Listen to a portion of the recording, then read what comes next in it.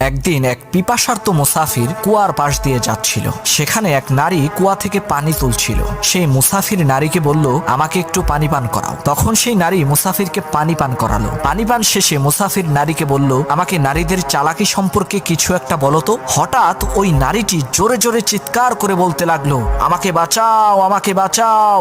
মুসাফির বলল, চুপ হয়ে যাও, নয়তো লোকজন আমাকে ভুল বুঝবে। সেই নারী নিজের উপরে পানি ছিটানো শুরু করলো এবং জোরে জোরে চিৎকার করতে থাকলো। এরই মধ্যে সেখানে লোকজন জড়ো হয়ে গেল এবং জিজ্ঞাসা করলো, কি হয়েছে? ওই নারী বলল, আমি কুয়াতে পড়ে গিয়েছিলাম, এই লোক আমাকে কুয়া থেকে উদ্ধার করেছে। তখন লোকজনেরা মুসাফিরের অনেক প্রশংসা করলো। নারী তখন মুসাফিরের কানে কানে বলল, যদি তুমি মেয়েদেরকে কষ্ট দাও তাহলে তোমার সুখ শান্তি সবকিছু সে কেড়ে নিবে, আর যদি তুমি তোমার নারীকে সুখে রাখো তাহলে সে তোমাকে মৃত্যুর দুয়ার থেকেও বাঁচিয়ে